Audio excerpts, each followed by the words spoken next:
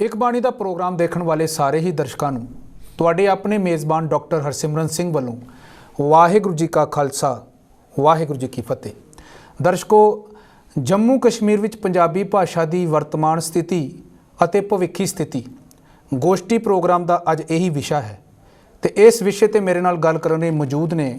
ਸਰਦਾਰਨੀ ਹਰਪ੍ਰੀਤ ਕੌਰ, ਜੋ ਕਿ ਜੰਮੂ ਕਸ਼ਮੀਰ ਦੇ ਖਾਸ ਕਰਕੇ ਜੰਮੂ ਯੂਨੀਵਰਸਿਟੀ ਦੇ ਪੰਜਾਬੀ ਵਿਭਾਗ ਵਿੱਚ ਬਤੌਰ PhD ਖੋਜਾਰਥੀ ਆਪਣਾ ਖੋਜ ਕਾਰਜ ਕਰ ਰਹੇ ਨੇ। ਉਹਨਾਂ ਦੇ ਨਾਲ ਹੀ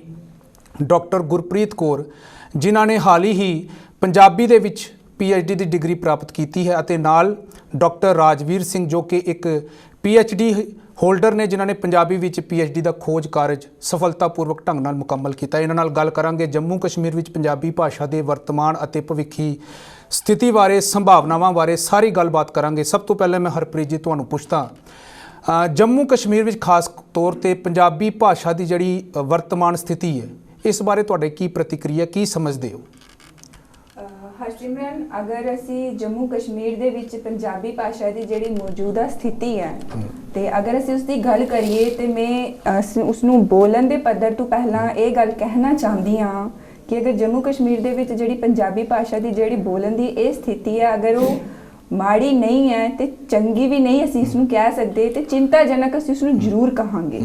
ਕਿਉਂਕਿ ਚਿੰਤਾਜਨਕ ਇਹ ਹੈ ਕਿ ਅਗਰ ਅਸੀਂ ਆਪਣੇ ਘਰਾਂ ਤੋਂ ਸ਼ੁਰੂਆਤ ਕਰੀਏ ਕਿ ਜਿਹੜੀ ਪੰਜਾਬੀ ਭਾਸ਼ਾ ਨੂੰ ਜਿਹੜੇ ਸਾਡੇ ਸਿੱਖ ਪਰਿਵਾਰ ਨੇ, ਅਗਰ ਅਸੀਂ ਆਪਣੇ ਘਰਾਂ ਦੇ ਵਿੱਚੋਂ ਸ਼ੁਰੂਆਤ ਕਰੀਏ ਕਿ ਜਿਹੜੇ ਬੋਲਣ ਵਾਲੇ ਨੇ, ਤੁਸੀਂ ਦੇਖੋ ਕਿ ਸਾਡੇ ਘਰਾਂ ਵਿੱਚ ਛੋਟੇ ਬੱਚਿਆਂ ਦੇ ਨਾਲ ਪੰਜਾਬੀ ਬੋਲੀ ਜਾਂਦੀ ਹੈ ਤੇ ਨਹੀਂ ਬੋਲੀ ਜਾਂਦੀ, ਕਿਉਂਕਿ ਉਹ ਹਿੰਦੀ ਦੇ ਵਿੱਚ ਜਿਹੜੀ ਗੱਲ ਕਰਦੇ ਨੇ। ਸਾਡੇ ਜਿਹੜੇ ਮਾਂ-ਬਾਪ ਨੇ ਆਪਣੇ ਬੱਚਿਆਂ ਦੇ ਨਾਲ ਜਿਹੜੀ ਪੰਜਾਬੀ ਭਾਸ਼ਾ ਨਾ ਵਰਤ ਕੇ ਹਿੰਦੀ ਦੇ ਵਿੱਚ ਆਪਣੀ ਬੋਲਣ ਦੇ ਵਿੱਚ ਪਤਾ ਨਹੀਂ ਕਿਉਂ ਸ਼ਾਨੋ ਸ਼ੌਕਤ ਸਮਝਦੇ ਨੇ। ਅਗਰ ਅਸੀਂ ਆਪਣੇ ਆਸ-ਪਾਸ ਦੇਖੀਏ ਜਾਂ ਬਾਜ਼ਾਰਾਂ ਦੇ ਵਿੱਚ ਜਦੋਂ ਅਸੀਂ ਜਾਂਦੇ ਹਾਂ ਤੇ ਅਸੀਂ ਉੱਥੇ ਵੇਖਦੇ ਹਾਂ ਕਿ ਜਿਹੜੇ ਸਾਡੇ ਬਹੁਤ ਜਿਹੜੇ ਅਗਰ ਅਸੀਂ ਕਹਿ ਲਈਏ ਯੁਵਾ ਪੀੜ੍ਹੀ ਵੀ ਜਿਹੜੀ ਸਾਡੀ ਅੱਜ ਹੈ, ਉਹਨਾਂ ਦੇ ਵੀ ਤੁਸੀਂ ਦੇਖੋ ਕਿ ਸਿਰਾਂ 'ਚ ਦਸਤਾਰਾਂ ਹੁੰਦੀਆਂ ਨੇ ਤੇ ਆਪਣੇ ਮਾਂ-ਬਾਪ ਦੇ ਨਾਲ ਉਹ ਹਿੰਦੀ 'ਚ ਗੱਲ ਕਰ ਰਹੇ ਹੁੰਦੇ ਨੇ। ਤੇ ਸਾਨੂੰ ਸੋਚ ਕੇ ਬੜਾ ਅਫਸੋਸ ਹੁੰਦਾ ਕਿ ਕਿਉਂ ਇੰਨੇ ਸੰਪੂਰਨ ਜਿਹੜੇ ਸਰਦਾਰ ਬੱਚੇ ਨੇ, ਕਿਉਂ ਆਪਣੀ ਮਾਂ ਭਾਸ਼ਾ ਨੂੰ ਨਾ ਬੋਲ ਕੇ ਜਿਹੜੀ ਹੈ ਤੇ ਮਤਲਬ ਹਿੰਦੀ ਦੇ ਵਿੱਚ ਗੱਲ ਕਰਨੇ ਜ਼ਰੂਰੀ ਸਮਝਦੇ ਨੇ। ਅਗਰ ਅਸੀਂ ਆਪਣੇ ਘਰਾਂ ਦੇ ਵਿੱਚ ਗੱਲ ਕਰੀਏ, ਦੇਖੋ ਸਾਡੀਆਂ ਮਾਵਾਂ, ਅਸੀਂ ਸੁਣਨ 'ਚ ਆਇਆ ਕਿ ਇਹ ਕਹਿੰਦੀਆਂ ਨੇ ਕਿ ਸਾਡੇ ਸਕੂਲਾਂ ਦੇ ਵਿੱਚ ਜੀ ਅੱਗੇ ਆਰਡਰ ਆਉਂਦਾ ਹੈ ਕਿ ਤੁਸੀਂ ਘਰਾਂ ਵਿੱਚ ਬੱਚਿਆਂ ਨਾਲ ਹਿੰਦੀ ਬੋਲੋ, ਕਿਉਂਕਿ ਤੁਹਾਡੇ ਬੱਚੇ ਜਿਹੜੇ ਨੇ ਘਰਾਂ 'ਚ ਪੰਜਾਬੀ ਬੋਲਦੇ ਨੇ, ਸਕੂਲ 'ਚ ਆ ਕੇ ਉਹ ਇੱਕ ਮਿਕਸ ਜਿਹੀ ਭਾਸ਼ਾ ਬੋਲਦੇ ਨੇ ਜਿਹੜੀ ਸਾਨੂੰ ਸਮਝ ਨਹੀਂ ਆਉਂਦੀ। ਤੇ ਅਸੀਂ ਉਹਨਾਂ ਮਾਵਾਂ ਨੂੰ ਇਹ ਸੰਦੇਸ਼ ਜ਼ਰੂਰ ਦੇਣਾ ਚਾਹੁੰਦੇ ਹਾਂ ਕਿ ਤੁਸੀਂ ਪਹਿਲੇ ਬੱਚੇ ਨੂੰ ਆਪਣੀ ਮਾਂ ਬੋਲੀ ਪ੍ਰਤੀ ਤੇ ਸੁਚੇਤ ਕਰਾਓ, ਕਿਉਂਕਿ ਜੇ ਸਾਡੀਆਂ ਜੜ੍ਹਾਂ ਹੀ ਨਹੀਂ ਮਜ਼ਬੂਤ ਤੇ ਅਸੀਂ ਸੰਸਾਰ ਵਿੱਚ ਹੋਰ ਭਾਸ਼ਾਵਾਂ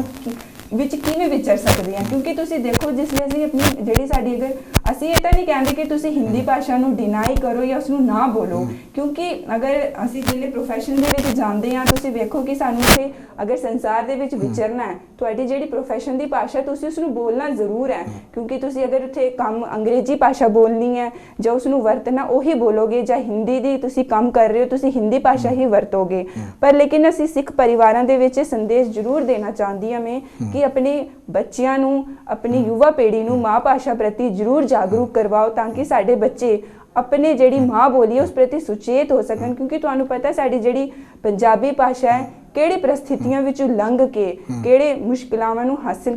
ਕਰਕੇ ਤੇ ਸਥਿਤੀ ਤੱਕ ਉਸਨੇ ਜਿਹੜਾ ਇੱਕ ਮੁਕੰਮਲ ਸਥਾਨ ਜਿਹੜਾ ਹਾਸਿਲ ਕੀਤਾ ਹੈ। ਤੇ ਅਗਰ ਅਸੀਂ ਜੰਮੂ ਕਸ਼ਮੀਰ ਦੀ ਮੌਜੂਦਾ ਜਿਹੜੀ ਪੰਜਾਬੀ ਭਾਸ਼ਾ ਨੂੰ ਮੈਂ ਬੋਲੀ ਦੇ ਪੱਧਰ ਤੋਂ ਕਹਿਣਾ ਚਾਹਾਂਗੀ ਤੁਹਾਡੇ ਅੱਗੇ ਕਿ ਬੋਲਣ ਵਾਲਿਆਂ ਦੀ ਜਿਹੜੀ ਘਾਟ ਜ਼ਰੂਰ ਹੈ ਘਰਾਂ ਦੇ ਵਿੱਚ,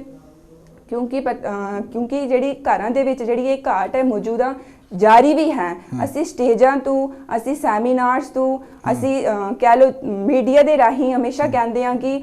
ਪੰਜਾਬੀ ਭਾਸ਼ਾ ਨੂੰ ਘਰਾਂ ਵਿੱਚ ਲਾਗੂ ਕੀਤਾ ਜਾਏ, ਜੀ ਬੋਲਿਆ ਜਾਏ, ਮਾਵਾਂ ਘਰ ਵਿੱਚ ਬੱਚਿਆਂ ਨਾਲ ਪੰਜਾਬੀ ਵਿੱਚ ਗੱਲ ਕਰਨ। ਪਰ ਉਹ ਕਾਰਨ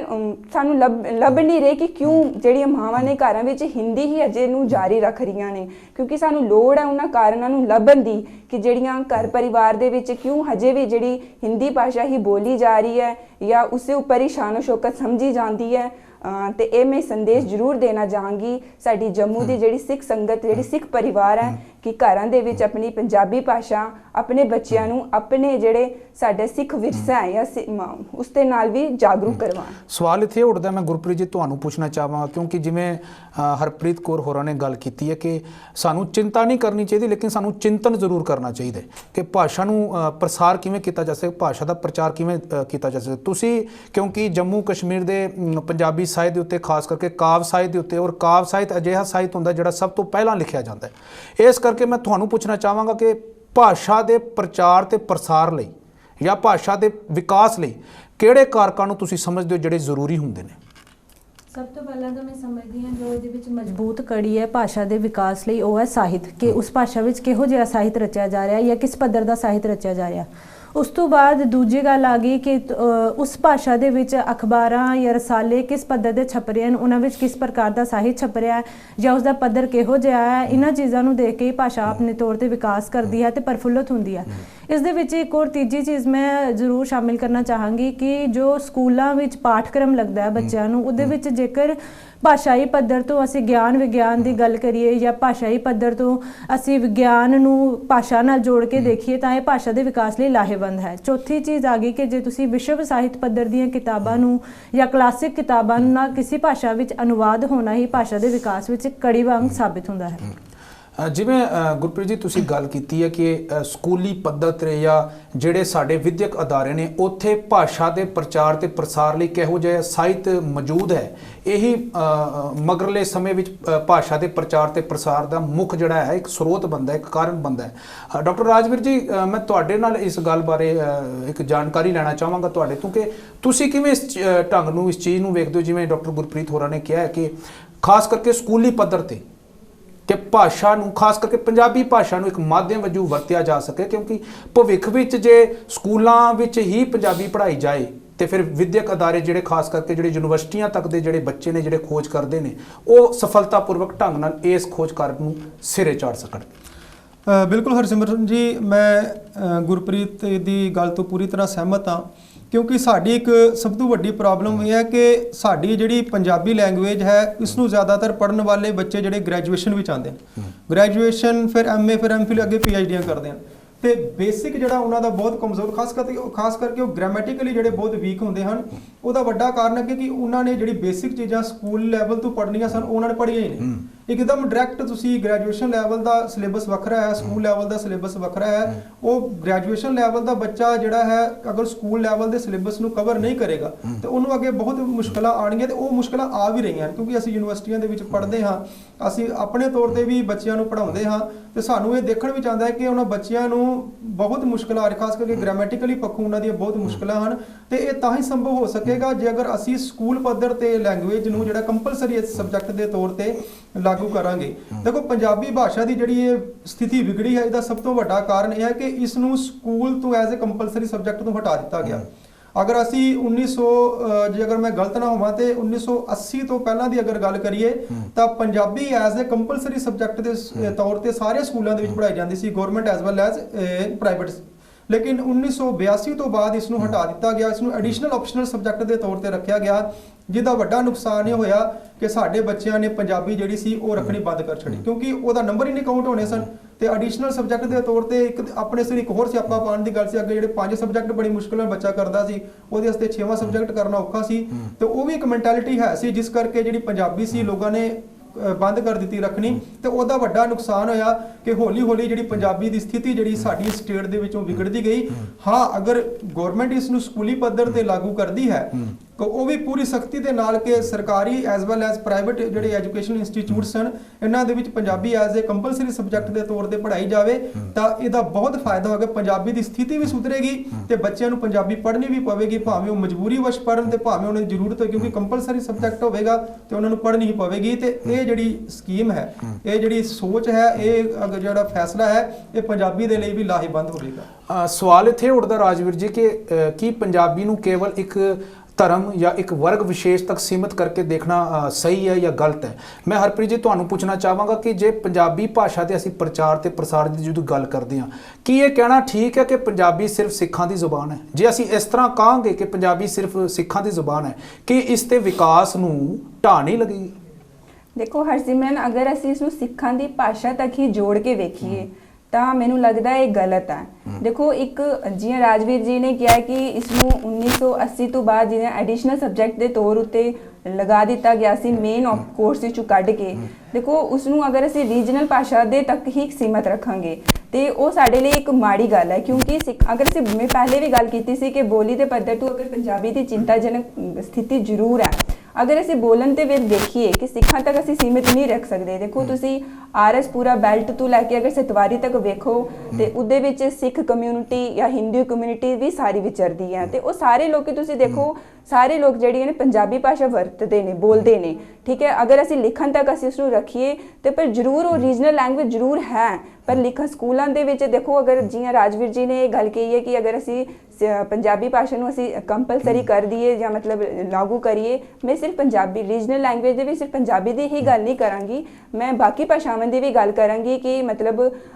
ਅਗਰ ਜਿਵੇਂ ਉਰਦੂ ਹੈ ਜਾਂ ਡੋਗਰੀ ਹੈ ਜਾਂ ਸੰਸਕ੍ਰਿਤ ਹੈ ਜਾਂ ਲਦਾਖੀ ਭਾਸ਼ਾ ਹੈ, ਸਰਕਾਰ ਉਹਨਾਂ ਲਈ ਵੀ ਜਾਗਰੂਕ ਹੋਵੇ ਕਿ ਉਹਨਾਂ ਨੂੰ ਵੀ ਸਕੂਲਾਂ ਦੇ ਵਿੱਚ ਕੰਪਲਸਰੀ ਕੀਤਾ ਜਾਏ। ਇੱਕ ਪੰਜਾਬੀ ਨੂੰ ਹੀ ਢਾਹ ਨਹੀਂ ਲੱਗ ਰਹੀ ਹੈ, ਅਸੀਂ ਬਾਕੀ ਰੀਜਨਲ ਲੈਂਗੁਏਜ ਨੂੰ ਵੀ ਦੇਖਦੇ ਹਾਂ ਕਿ ਉਹਨਾਂ ਨੂੰ ਵੀ ਕਿਧਰੇ ਨਾ ਕਿਧਰੇ ਢਾਹ ਜ਼ਰੂਰ ਲੱਗ ਰਹੀ ਹੈ, ਕਿਉਂਕਿ ਰੀਜਨਲ ਲੈਂਗੁਏਜ ਨੂੰ ਅਸੀਂ ਸਿਰਫ ਉਹਨਾਂ ਦੇ ਧਰਮ ਤੱਕ ਹੀ ਸੀਮਿਤ ਨਾ ਰੱਖੀਏ। ਤੇ ਮੇਰਾ ਮੰਨਣਾ ਇਹ ਹੈ ਕਿ ਉਹਨਾਂ ਨੂੰ ਸਿੱਖਾਂ ਅਸੀਂ ਜਿਹੜੀ ਪੰਜਾਬੀ ਨੂੰ ਹੈ ਸਿੱਖਾਂ ਦੀ ਬੋਲੀ ਦੇ ਪੱਧਰ ਤੋਂ ਅਸੀਂ ਉਸਨੂੰ ਸਿਰਫ ਸਿੱਖਾਂ ਤੱਕ ਹੀ ਨਹੀਂ ਜੋੜ ਸਕਦੇ, ਕਿਉਂਕਿ ਉਹ ਅਗਰ ਅਸੀਂ ਜੰਮੂ ਕਸ਼ਮੀਰ ਦੇ ਵਿੱਚ ਮੈਨੂੰ ਲੱਗਦਾ ਕਿ ਅਗਰ ਅਸੀਂ ਸ੍ਰੀਨਗਰ ਡਿਸਟ੍ਰਿਕਟ ਦੀ ਗੱਲ ਸਿਟੀ ਦੀ ਗੱਲ ਕਰੀਏ ਅਗਰ, ਤੇ ਉਹਦੇ ਵਿੱਚ ਜਿਹੜਾ ਊੜੀ ਦਾ ਜਿਹੜਾ ਇਲਾਕਾ ਹੈ ਉੱਥੇ ਦੇ ਜਿਹੜੇ ਕਸ਼ਮੀਰੀ ਲੋਕ ਨੇ ਮੈਂ ਵੇਖਿਆ ਕਿ ਉਹ ਪੁੰਛੀ ਭਾਸ਼ਾ 'ਚ ਗੱਲ ਕਰਦੇ ਨੇ ਤੇ ਅਸੀਂ ਉਸਨੂੰ ਕਿਵੇਂ ਅਸੀਂ ਸਿਰਫ ਸਿੱਖਾਂ ਦੀ ਭਾਸ਼ਾ ਤੱਕ ਹੀ ਜੋੜ ਕੇ ਰੱਖ ਸਕਦੇ ਹਾਂ। ਇਹ ਮੇਰਾ ਮਤਲਬ ਸਵਾਲ ਜਿਹੜਾ ਮੇਰਾ ਆਨਸਰ ਹੈ ਤੇ ਇਸ ਨੂੰ ਮੈਂ ਸਿੱਖਾਂ ਤੱਕ ਹੀ ਨਹੀਂ ਸੀਮਿਤ ਰੱਖ ਸਕਦੀ ਤੇ ਅਸੀਂ ਪੰਜਾਬੀ ਭਾਸ਼ਾ ਨੂੰ ਸਿੱਖਾਂ ਤੱਕ ਹੀ ਸੀਮਿਤ ਨਹੀਂ ਰੱਖ ਸਕਦੇ। ਬੋਲਣ ਦੇ ਪੱਧਰ ਤੋਂ ਇਹ ਜੰਮੂ ਕਸ਼ਮੀਰ ਦੇ ਜਿਹੜਾ ਹਰ ਬੰਦਾ ਉਸ ਨੂੰ ਬੋਲ ਜ਼ਰੂਰ ਰਿਹਾ। ਪੰਜਾਬੀ ਦਾ ਘੇਰਾ ਜਿਹੜਾ ਉਹ ਮੋਕਲਾ ਹੈ, ਉਹ ਕਿਸੇ ਧਰਮ ਵਿਸ਼ੇਸ਼ ਨਾਲ ਸੀਮਿਤ ਨਹੀਂ ਹੈ, ਕਿਸੇ ਵਰਗ ਵਿਸ਼ੇਸ਼ ਨਾਲ ਸੀਮਿਤ ਨਹੀਂ ਹੈ, ਕਿਸੇ ਖਿੱਤੇ ਵਿਸ਼ੇਸ਼ ਨਾਲ ਸੀਮਿਤ ਨਹੀਂ ਹੈ। ਇਸ ਬਾਰੇ ਜਾਣਕਾਰੀ ਦੇ ਰਹੇ ਸਨ ਹਰਪ੍ਰੀਤ ਕੌਰ। ਮੈਂ ਡਾਕਟਰ ਗੁਰਪ੍ਰੀਤ ਜੀ ਤੁਹਾਨੂੰ ਪੁੱਛਣਾ ਚਾਹਾਂਗਾ, ਕਿਉਂਕਿ ਤੁਸੀਂ ਆਬਰੂ ਜਿਹੜਾ ਰਸਾਲਾ ਉਸ ਦੇ ਵਿੱਚ ਸਹਿ ਸੰਪਾਦਕ ਦੇ ਤੌਰ ਤੇ ਆਪਣੀਆਂ ਗਤੀਵਿਧੀਆਂ ਨੂੰ ਬਖੂਬੀ ਢੰਗ ਨਾਲ ਨਿਭਾਉਂਦੇ ਆ ਰਹੇ ਹੋ ਪਿਛਲੇ ਕਈ ਵਰ੍ਹਿਆਂ ਤੋਂ। ਸਾਹਿਤ ਸਿਰਜ ਵੀ ਰਹੇ ਹੋ, ਜਿਹੜਾ ਸਾਹਿਤ ਸਿਰਜਿਆ ਜਾ ਰਿਹਾ ਉਸ ਨੂੰ ਵੇਖ ਵੀ ਰਹੇ ਹੋ, ਵਾਚ ਵੀ ਰਹੇ ਹੋ, ਪਰਖ ਵੀ ਰਹੇ ਹੋ, ਪੜਚੋਲ ਵੀ ਰਹੇ ਹੋ। ਜੰਮੂ ਕਸ਼ਮੀਰ ਦੇ ਪੰਜਾਬੀ ਸਾਹਿਤ ਦੇ ਅੰਦਰ ਖਾਸ ਕਰਕੇ ਜਿਹੜੀਆਂ ਸਾਹਿਤਕਾਰਾਂ ਜਾਂ ਨਵੇਂ ਸਾਹਿਤਕਾਰਾਂ ਨੂੰ ਜਾਂ ਉਭਰਦੇ ਸਾਹਿਤਕਾਰਾਂ ਨੂੰ ਜੋ ਚੁਣੌਤੀਆਂ ਦਰਪੇਸ਼ ਹੋ ਰਹੀਆਂ ਨੇ, ਉਹ ਕਿਹੋ ਜਿਹੀਆਂ ਨੇ, ਕਿਸ ਤਰ੍ਹਾਂ ਦੀਆਂ ਚੁਣੌਤੀਆਂ ਨੇ ਅਤੇ ਭਵਿੱਖ ਵਿੱਚ ਇਹ ਚੁਣੌਤੀਆਂ ਜਾਂ ਇਹਨਾਂ ਉੱਤੇ ਕਿਵੇਂ ਠੱਲ ਪਾਈ ਜਾ ਸਕਦੀ? ਸਭ ਤੋਂ ਪਹਿਲਾਂ ਤਾਂ ਮੈਂ ਸਮਝਦੀ ਹਾਂ ਕਿ ਜਿਹੜੀ ਸਭ ਤੋਂ ਵੱਡੀ ਚੁਣੌਤੀ ਸਾਹਿਤਕਾਰਾਂ ਨੂੰ ਲੱਗਦੀ ਹੈ ਇੱਥੋਂ ਦਿਆਂ ਨੂੰ ਕਿ ਉਹ ਕਹਿ ਰਿਹਾ ਕਿ ਇੱਥੇ ਪਬਲੀਕੇਸ਼ਨ ਦੀ ਘਾਟ ਹੈ ਤੇ ਜੋ ਪਬਲੀਕੇਸ਼ਨ ਦੀ ਘਾਟ ਹੈ ਉਹ ਕਿਉਂ ਹੈ? ਕਿਉਂਕਿ ਪਬਲੀਕੇਸ਼ਨ ਦੇ ਤੌਰ ਤੇ ਉਹ ਦੇਖਦੇ ਜਦੋਂ ਆਪਣੀ ਉਹ ਕੋਈ ਲਿਖਤ ਵਗੈਰਾ ਪਬਲਿਸ਼ ਕਰਵਾਉਂਦੇ ਹਨ ਤਾਂ ਉਹ ਪਹਿਲੇ ਦੇਖਦੇ ਹਨ ਕਿ ਇਸ ਨੂੰ ਪੜ੍ਹਨ ਵਾਲਾ ਪਾਠਕ ਕਿੰਨਾ ਹੈ, ਪਾਠਕ ਵਰਗ ਦੀ ਕਿ ਲਿਮਿਟੇਸ਼ਨਸ ਹਨ ਕਿ ਉਹ ਉਹਨਾਂ ਨੂੰ ਦੇਖ ਕੇ ਪਬਲੀਕੇਸ਼ਨ ਵੱਲ ਦੌੜਦੇ ਹਨ। ਫਿਰ ਜਦੋਂ ਇਧਰ ਪਾਠਕ ਵਰਗ ਦਾ ਘੇਰਾ ਸੀਮਤ ਵੇਖਦੇ ਹਨ ਤਾਂ ਫਿਰ ਉਹ ਮੁੱਖ ਧਾਰਾ ਵੱਲ ਆਪਣਾ ਰੁਖ ਕਰਦੇ ਹਨ। ਜਦੋਂ ਮੁੱਖ ਧਾਰਾ ਵੱਲ ਰੁਖ ਕਰਨਗੇ ਫਿਰ ਉਹ ਇੱਥੋਂ ਦੀਆਂ ਜਿਹੜੀਆਂ ਪਰੇਸ਼ਾਨੀਆਂ ਜਾਂ ਮਸਲੇ ਹਨ ਉਹਨਾਂ ਨੂੰ ਤਿਆਗ ਕੇ ਮੁੱਖ ਧਾਰਾ ਵੱਲ ਹੀ ਹੋ ਜਾਂਦੇ ਹਨ। ਇੱਕ ਤਾਂ ਇਹ ਵੱਡੀ ਸਮੱਸਿਆ ਹੈ ਸਾਡੇ ਲੇਖਕ ਵਰਗ ਦੀ, ਤਾਂ ਦੂਜੀ ਸਮੱਸਿਆ ਇਹ ਹੈ ਕਿ ਜਿਸ ਤਰ੍ਹਾਂ ਪੰਜਾਬ ਵਿੱਚ ਜਾਂ ਮੁੱਖ ਧਾਰਾ ਵਿੱਚ ਜੋ ਸਨਮਾਨ ਸਮਾਰੋਹ ਕਰਵਾਏ ਜਾਂਦੇ ਹਨ ਜਾਂ ਉੱਥੇ ਉਹਨਾਂ ਦੀਆਂ ਲਿਖਤਾਂ ਨੂੰ ਸਰਾਹਿਆ ਜਾਂਦਾ ਹੈ, ਉਹਨਾਂ ਨੂੰ ਰਾਸ਼ੀ ਦਿੱਤੀ ਜਾਂਦੀ ਹੈ ਜੋ ਜਿਸ ਕਾਰਨ ਉਹਨਾਂ ਨੂੰ ਮਾਲੀ ਸਹਾਇਤਾ ਮਿਲਦੀ ਹੈ, ਇੱਥੇ ਉਸ ਚੀਜ਼ ਦੀ ਬਹੁਤ ਵੱਡੀ ਘਾਟ ਹੈ। ਇੱਕ ਤੀਸਰੀ ਚੀਜ਼ ਮੈਂ ਚਾਹਾਂਗੀ ਕਿ ਜੋ ਰਿਸਰਚ ਸਾਡੇ ਡਿਪਾਰਟਮੈਂਟਸ ਹਨ ਜਿੰਨੇ ਵੀ, ਉੱਥੇ ਪੰਜਾਬੀ ਨਿਰੰਤਰ ਤੌਰ ਤੇ ਕਾਰਜ ਨਹੀਂ ਕਰਦੀ। ਇੱਕ ਜੰਮੂ ਯੂਨੀਵਰਸਿਟੀ ਨੂੰ ਛੋੜ ਕੇ, ਜੰਮੂ ਯੂਨੀਵਰਸਿਟੀ ਤੋਂ ਇਲਾਵਾ ਕੋਈ ਵੀ ਅਜਿਹਾ ਅਦਾਰਾ ਨਹੀਂ ਹੈ ਜੋ ਪੰਜਾਬੀ ਨੂੰ ਪ੍ਰਫੁੱਲਤ ਕਰਨ ਵਿੱਚ ਆਪਣਾ ਯੋਗਦਾਨ ਪਾ ਰਿਹਾ ਹੈ, ਜਿਸ ਕਾਰਨ ਜੋ ਲੇਖਕ ਹਨ ਉਹ ਚਿੰਤਾ ਤੁਰ ਹਨ। ਇਸ ਦੇ ਨਾਲ ਹੀ ਜੁੜਦੀ ਮੈਨੂੰ ਸੁਰਿੰਦਰ ਸੀਰਤ ਦੀ ਗੱਲ ਯਾਦ ਆਉਂਦੀ ਹੈ ਕਿ ਉਹ ਜਦੋਂ ਉਹ ਕਹਿੰਦੇ ਹਨ ਕਿ ਅਗਰ ਮੈਂ ਜੰਮੂ ਕਸ਼ਮੀਰ ਦਾ ਬਸ਼ਿੰਦਾ ਨਾ ਹੋ ਕੇ ਮੈਂ ਮੁੱਖ ਧਾਰਾ ਦਾ ਬਸ਼ਿੰਦਾ ਹੁੰਦਾ ਜਾਂ ਮੈਂ ਮੁੱਖ ਧਾਰਾ ਦਾ ਲੇਖਕ ਹੁੰਦਾ ਤਾਂ ਮੇਰੇ ਉੱਤੇ ਅਕਾਦਮਿਕ ਚਿੰਤਨ ਵੱਧ ਹੋਣਾ ਸੀ ਐਜ਼ ਕੰਪੇਅਰ ਟੂ ਜੋ ਹੁਣ ਜੰਮੂ ਵਿੱਚ ਹੋ ਰਿਹਾ। ਬਟ ਜਦੋਂ ਅਸੀਂ ਉਸਦੇ ਪੈਰਲਲ ਸੁਰਿੰਦਰ ਨੀਰ ਨੂੰ ਦੇਖਦੇ ਹਾਂ ਤਾਂ ਸੁਰਿੰਦਰ ਨੀਰ ਦਾ ਪਾਠਕ ਜੰਮੂ ਕਸ਼ਮੀਰ ਵਿੱਚ ਵੀ ਉਨਾ ਹੀ ਹੈ ਜਿੰਨਾ ਮੁੱਖ ਧਾਰਾ ਵਿੱਚ ਹੈ। ਉਸ ਦੀਆਂ ਲਿਖਤਾਂ ਤੇ ਕੰਮ ਹੋ ਰਿਹਾ ਹੈ, ਸੁਰਿੰਦਰ ਨੀਰ ਦੇ ਕੰਮ ਨੂੰ ਸਰਾਹਿਆ ਜਾ ਰਿਹਾ ਹੈ। ਬਟ ਸੁਰਿੰਦਰ ਸੀਰਤ ਵਰਗੇ ਜਿਹੜੇ ਜਿਨ੍ਹਾਂ ਦੀਆਂ 7-8 ਇਸ ਟਾਈਮ ਤੇ ਗਜ਼ਲਾਂ ਦੀਆਂ ਜਾਂ ਕਾਵ ਦੀਆਂ ਕਿਤਾਬਾਂ ਆ ਚੁੱਕੀਆਂ ਹਨ ਜਾਂ ਉਹ 11 ਬਹਿਰਾਂ ਵਿੱਚ ਗਜ਼ਲ ਲਿਖਦੇ ਹਨ, ਬਟ ਉਹਨਾਂ ਨੂੰ ਵੀ ਇਹ ਚਿੰਤਾ ਖਾਈ ਜਾ ਰਹੀ ਹੈ, ਇਸ ਗੱਲ ਦਾ ਉਹਨਾਂ ਨੂੰ ਝੋਰਾ ਹੈ ਕਿ ਸਾਡੇ ਉੱਤੇ ਕੰਮ ਨਹੀਂ ਕੀਤਾ ਜਾ ਰਿਹਾ, ਉਸ ਪੱਧਰ ਦਾ ਨਹੀਂ ਕੀਤਾ ਜਾ ਰਿਹਾ ਜਿਸ ਪੱਧਰ ਦਾ ਮੁੱਖ ਧਾਰਾ ਵਿੱਚ ਸਾਡਾ ਕੰਮ ਹੋਣਾ ਚਾਹੀਦਾ। ਸੋ ਮੈਂ ਸਮਝਦੀ ਹਾਂ ਵੱਡੀਆਂ ਸਮੱਸਿਆਵਾਂ ਤੋਂ ਭਵਿੱਖ ਵਿੱਚ ਇਸ ਨਾਲ ਤਾਂ ਹੀ ਨਜਿੱਠਿਆ ਜਾ ਸਕਦਾ ਹੈ ਜੇਕਰ ਅਸੀਂ ਪੰਜਾਬੀ ਭਾਸ਼ਾ ਨੂੰ ਪ੍ਰਫੁੱਲਤ ਕਰਨ ਵਾਸਤੇ ਪਾਠਕ ਵਰਗ ਦਾ ਘੇਰਾ ਵਧਾਈਏ ਅਤੇ ਲੇਖਕਾਂ ਨੂੰ ਵੱਧ ਤੋਂ ਵੱਧ ਉਹਨਾਂ ਦੀਆਂ ਲਿਖਤਾਂ ਸੰਬੰਧੀ ਆਪਣੇ ਵਿਚਾਰ ਦਿੰਦੇ ਰਹੀਏ, ਆਪਣੇ ਰਿਵਿਊਜ਼ ਦਿੰਦੇ ਰਹੀਏ ਤਾਂ ਕਿ ਉਹਨਾਂ ਦੀ ਇਹ ਜੋ ਚਿੰਤਾ ਹੈ ਇਹ ਹੱਲ ਹੋ ਸਕੇ। ਮੈਂ ਦਰਸ਼ਕਾਂ ਦੀ ਜਾਣਕਾਰੀ ਲਈ ਇੱਥੇ ਦੱਸ ਦਿਆਂ ਕਿ ਡਾਕਟਰ ਗੁਰਪ੍ਰੀਤ ਹੋਰਾਂ ਨੇ ਜਿਨ੍ਹਾਂ ਦਾ ਨਾਮ ਲਿਆ ਸੁਰਿੰਦਰ ਸਿੰਘ ਸੀਰਤ ਪੰਜਾਬੀ ਸਾਹਿਤ ਦੇ ਬਹੁਤ ਵੱਡੇ ਗਜ਼ਲਗੋ ਨੇ। ਸੁਰਿੰਦਰ ਨਿਰਗਲਪ ਸਾਹਿਤ ਦੇ ਵਿੱਚ ਕਾਫੀ ਮੰਨੀ ਪਰਮੰਨੀ ਚਰਚਿਤ ਨਾਵਲਕਾਰਾ ਵੀ ਨੇ। ਇੱਕ ਇੱਥੇ ਸਵਾਲ ਇਹ ਉੱਠਦਾ ਕਿ ਪੰਜਾਬੀ ਭਾਸ਼ਾ ਦੇ ਜਿਵੇਂ ਤੁਸੀਂ ਕਿਹਾ ਕਿ ਇੱਥੇ ਜਿਹੜੇ ਪ੍ਰਕਾਸ਼ਨ ਜਾਂ ਪ੍ਰਕਾਸ਼ਿਤ ਹੋਣ ਦੇ ਜਿਹੜੇ ਸਾਧਨ ਨੇ ਜਾਂ ਜਿਹੜੇ ਅਸੀਂ ਕਹਿ ਲਈਏ ਸੰਦਾਨ ਨੇ ਉਹ ਬਹੁਤ ਘੱਟ ਨੇ। ਪਰ ਸਵਾਲ ਇੱਥੇ ਇਹ ਵੀ ਉੱਠਦਾ ਹੈ, ਮੈਂ ਡਾਕਟਰ ਗੁਰਪ੍ਰੀਤ ਕੌਰ ਜੀ ਤੁਹਾਡੀ ਜਾਣਕਾਰੀ ਲਈ ਵੀ ਇਹ ਪੁੱਛਣਾ ਚਾਹਾਂਗਾ ਔਰ ਰਾਜਵੀਰ ਜੀ ਤੁਹਾਨੂੰ ਇਹ ਸਵਾਲ ਪੁੱਛਣਾ ਚਾਹਾਂਗਾ ਕਿ ਗੈਰਾਂ ਦੇ ਆਲਣੇ ਵਿੱਚ ਬੈਠ ਕੇ ਆਪਣੇ ਪਰਾਂ ਨੂੰ ਖੰਭਾਂ ਨੂੰ ਪਰ ਦਿੱਤੇ ਜਾ ਸਕਦੇ ਨੇ, ਉਡਾਨ ਦਿੱਤੀ ਜਾ ਸਕਦੀ ਹੈ ਕਿ ਪੰਜਾਬੀ ਸਾਹਿਤ ਦਾ ਇੱਥੇ ਆਪਣਾ ਇੱਕ ਸਾਂਝਾ ਕੇਂਦਰ ਸਥਾਪਿਤ ਨਹੀਂ ਹੋਣਾ ਚਾਹੀਦਾ ਜਿਸ ਦੇ ਵਿੱਚ ਜਿਹੜੇ ਨਵੀਂ ਪਨੀਰੀ ਹੈ ਉਹ ਪੜ੍ਹੇ ਵੀ ਪਰਖੇ ਵੀ ਆਪਣੇ ਸਾਹਿਤ ਨੂੰ ਪ੍ਰਕਾਸ਼ਿਤ ਵੀ ਕਰਾਏ। ਠੀਕ ਹੈ, ਅਸੀਂ ਰਸਮੀ ਤੌਰ ਤੇ ਦੇਖਦੇ ਹਾਂ ਤੇ ਜੰਮੂ ਕਸ਼ਮੀਰ ਦੀ ਜਿਹੜੀ ਕਲਾ ਸੰਸਕ੍ਰਿਤ ਤੇ ਭਾਸ਼ਾ ਅਕਾਦਮੀ ਦੇ ਜਿਹੜਾ ਪੰਜਾਬੀ ਉਹਦੇ ਵਿੱਚ ਵਿਭਾਗ ਹੈ ਉਹਦੇ ਵਿੱਚੋਂ ਸ਼ਿਰਾਜਾ ਦਾ ਜਿਹੜਾ ਪ੍ਰਕਾਸ਼ਨ ਹੈ ਉਹਦੇ ਵਿੱਚ ਨਵੇਂ ਖੁਜਾਰਥੀਆਂ ਨੂੰ ਪਰ ਮਿਲ ਰਹੇ ਨੇ। ਪਰ ਇਸ ਦੇ ਬਾਵਜੂਦ ਗੈਰ ਰਸਮੀ ਤੌਰ ਤੇ ਜੇ ਮੈਂ ਪੁੱਛਾਂ ਕੀ ਤੁਸੀਂ ਇਸ ਗੱਲ ਤੇ ਸਹਿਮਤ ਹੁੰਦੇ ਹੋ ਕਿ ਸਾਡਾ ਇੱਕ ਆਪਣਾ ਨਿੱਜੀ ਸਾਹਿਤਕ ਅਦਾਰਾ ਸਥਾਪਿਤ ਹੋਣਾ ਚਾਹੀਦਾ?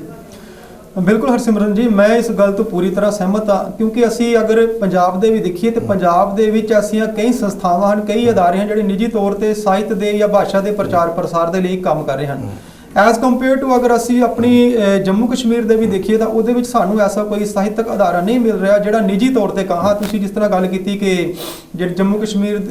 ਦੀ ਜਿਹੜੀ ਅਕੈਡਮੀ ਹੈ ਉਹ ਅੱਛਾ ਕੰਮ ਕਰ ਰਹੀ ਹੈ,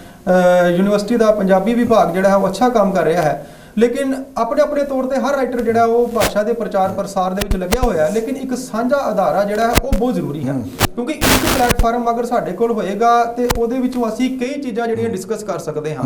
ਕਈ ਭਾਸ਼ਾ ਦੇ ਪ੍ਰਚਾਰ ਪ੍ਰਸਾਰ ਦੇ ਲਈ ਅਸੀਂ ਜਿਹੜੇ ਐਸੇ ਕਾਰਜ ਕਰ ਸਕਦੇ ਹਾਂ ਜਿਸ ਦੇ ਨਾਲ ਭਾਸ਼ਾ ਦਾ ਪ੍ਰਚਾਰ ਪ੍ਰਸਾਰ ਵਧੇ। ਜਿਸ ਤਰ੍ਹਾਂ ਕਿ ਹੁਣ ਸ਼ੁਰੂਆਤ ਦੇ ਵਿੱਚ ਹਰਪ੍ਰੀਤ ਜੀ ਨੇ ਗੱਲ ਕੀਤੀ ਕਿ ਸਾਡੀ ਇੱਕ ਬੜੀ ਵੱਡੀ ਸਮੱਸਿਆ ਆ ਰਹੀ ਹੈ ਕਿ ਵੀ ਸਕੂਲਾਂ ਦੇ ਵਿੱਚ ਜਿਹੜਾ ਹੈ ਬੱਚਿਆਂ ਨੂੰ ਕਿਹਾ ਜਾ ਰਿਹਾ ਹੈ ਕਿ ਹਿੰਦੀ ਬੋਲੋ, ਘਰਾਂ ਵਿੱਚ ਵੀ ਉਹਨਾਂ ਦੇ ਪੇਰੈਂਟਸ ਨੂੰ ਕਿਹਾ ਜਾ ਰਿਹਾ ਕਿ ਬਈ ਤੁਸੀਂ ਹਿੰਦੀ ਵਿੱਚ ਗੱਲ ਕਿਉਂ ਕਰੀਏ। ਬਿਲਕੁਲ ਦੇਖੋ ਨਾ, ਸਕੂਲ ਦੇ ਵਿੱਚ ਬੱਚਾ ਜੋ ਮਰਜ਼ੀ ਭਾਸ਼ਾ ਬੋਲੇ ਉਹ ਉਹਦਾ ਹੱਕ ਹੈ, ਸਕੂਲ ਦੀ ਚਲੋ ਡਿਊਟੀ ਵੀ ਹੈ, ਬੱਚੇ ਦੀ ਡਿਊਟੀ ਹੈ ਉਹ ਇੰਗਲਿਸ਼ ਬੋਲੇ, ਹਿੰਦੀ ਬੋਲੇ, ਫ੍ਰੈਂਚ ਬੋਲੇ, ਲੇਕਿਨ ਘਰ ਦੇ ਵਿੱਚ ਉਹ ਆਪਣੀ ਮਾਂ ਬੋਲੀ ਕਿਉਂ ਨਾ ਬੋਲੇ। ਅਗਰ ਇਸ ਤਰ੍ਹਾਂ ਦਾ ਕੋਈ ਇੱਕ ਅਦਾਰਾ ਸਾਡੇ ਕੋਲ ਹੋਵੇਗਾ, ਉਸ ਅਦਾਰੇ ਦੇ ਵਿੱਚ ਸਾਰੀਆਂ ਉਪਬੋਲੀਆਂ ਦੇ ਜਾਂ ਸਾਰੀਆਂ ਰੀਜਨਲ ਜਿਹੜੀਆਂ ਲੈਂਗੁਏਜਿਸ ਹਨ, ਸਿਰਫ ਪੰਜਾਬੀ ਹੀ ਨਹੀਂ, ਡੋਗਰੀ ਹੋਈ, ਬਲਤੀ ਹੋਈ, ਸਾਰਿਆਂ ਦੇ ਅਗਰ ਉੱਥੇ ਜੁੜੇ ਹੋਣਗੇ ਮੈਂਬਰ ਤਾਂ ਉਹ ਜਾ ਕੇ ਸਕੂਲ ਨੂੰ ਪੁੱਛ ਸਕਦੇ ਨੇ ਕਿ ਬਈ ਤੁਸੀਂ ਕਿਉਂ ਸਾਡੇ ਬੱਚੇ ਨੂੰ ਘਰਾਂ ਦੇ ਵਿੱਚ ਆਪਣੀ ਮਾਂ ਬੋਲੀਆਂ ਜਿਹੜੀਆਂ ਬੋਲਣ ਤੋਂ ਵਰਜ ਰਹੇ ਹੋ। ਕਿਉਂਕਿ ਪ੍ਰੋਬਲਮਸ ਕੇਵਲ ਪੰਜਾਬੀ ਦੀ ਵਿੱਚ ਨਹੀਂ ਹੈ, ਇਹ ਹਰ ਇੱਕ ਜਿਹੜੀ ਰੀਜਨਲ ਲੈਂਗੁਏਜ ਆ ਉਹਦੀ ਪ੍ਰੋਬਲਮ ਹੈ ਕਿ ਰੀਜਨਲ ਲੈਂਗੁਏਜ ਘਰਾਂ ਦੇ ਵਿੱਚੋਂ ਬਿਲਕੁਲ ਖਤਮ ਹੁੰਦੀ ਜਾ ਰਹੀ ਹੈ। ਸਾਡੇ ਬੱਚੇ ਜਿਹੜੇ ਹਨ ਉਹ ਸਕੂਲਾਂ ਦੇ ਜਿਹੜੇ ਪ੍ਰਭਾਵਾਂ ਦੇ ਅਧੀਨ ਸਾਡੇ ਬੱਚੇ